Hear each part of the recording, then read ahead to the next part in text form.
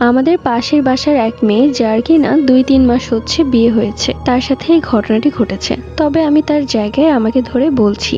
আমি মঞ্জিলা, বাবা মায়ের একমাত্র মেয়ে এবং দেখতেও খুব সুন্দর হওয়ায় প্রতিনিয়ত বাড়িতে ঘটক আসতে থাকে। বলে রাখা ভালো, আমার মামির ছেলে, যে কিনা আমার চেয়ে প্রায় 15 বছরের বড়, তার সাথে আমার মামি আমাকে বিয়ে দিতে চায়। এতে আমি আর আমার পরিবার কেউই রাজি ছিলাম না। তারপর রাজশাহীতে এক ব্যবসায়ীর সাথে আমার বিবাহ হয় 2 মাস আগে। এরপর আমি বিয়ের 15 দিন পর বাবার বাড়িতে যাই একটা অনুষ্ঠানে। সেখানে আমার মামিও ছিল। হঠাৎ আমি অসুস্থ হতে থাকি, কিছু খেতে পারি না, শরীর দুর্বল হতে থাকে এবং আগের চেয়ে অনেক কালো হয়ে যায়। আবার রাতে খুব ভয়ঙ্কর ভয়ঙ্কর স্বপ্ন দেখি। এগুলো আমার বাবা মায়ের সাথে শেয়ার করার পর তারা আমাকে হুজুরের কাছে নিয়ে যায় এবং হুজুর বলে আমায় নাকি জিন আসর করেছে, আর এটা নাকি করেছে আমার মামি। তার ছেলের সাথে বিয়েতে রাজি ছিলাম না, তার জন্য আমাকে সুখের সংসার করতে দিবে না, এই জন্য তো হুজুর আমাকে তাবিজ দেন এবং গা বন্ধ করে দেয়। এরপর থেকে আর কোনো সমস্যা হয়নি। এরপর একদিন আমার পিরিয়ড হয়ে ভালো হয়, তবে জামা কাপড় নাপাক ছিল। ওই অবস্থায় আমাদের দূর সম্পর্কের এক খালার বাসায় যাই।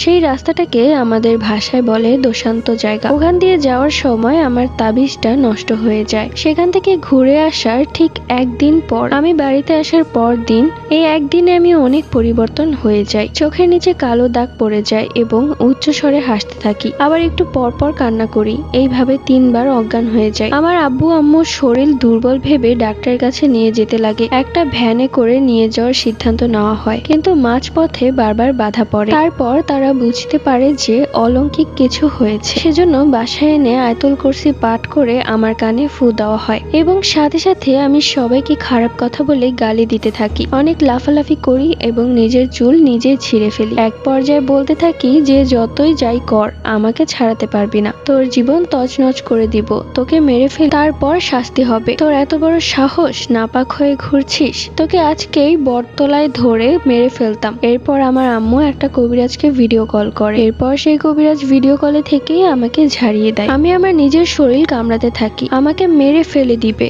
গায়ে আগুন দিচ্ছে, এইসব বলে বলে। তারপর হুজুর আমাকে ঝাড়িয়ে দেয় এবং পানি পড়া দেয়, আমাদের বাড়ি বন্ধ করে দেয় এবং সারাদিন ইয়াসিন সূরা এবং আয়াতুল কুরসি শুনতে বলে। তাহলে সে আর ভর করবে না, তবে কাল সন্ধ্যায় একটা ভালো কবিরাজের কাছে যে বান নষ্ট করে আনবে। এবং সে আরো বলেছে, আপু এটা একদম সত্য কথা, কখনো এমন ঘটনার মুখোমুখি হইনি, তবে আজ নিজের চোখে দেখেছি। আপনি চাইলে পরিচয় গোপন করে শেয়ার করতে পারেন। একটা কথা সবাইকে বলে রাখছি, যদি কেউ আমাকে স্টোরি লিখে পরিচয় গোপন রাখতে চান, তাহলে সেই কথাটা আগেই বলে দিবেন, তাহলে সেই অনুযায়ী আমি আপনার পরিচয় গোপন রেখে আপনার স্টোরিটা বলবো। সো আজকে এই আপুর স্টোরিটা তোমাদের কাছে কেমন লেগেছে অবশ্যই কমেন্ট করে জানিয়ে দিও। দেখা হবে নেক্সট ভিডিওতে।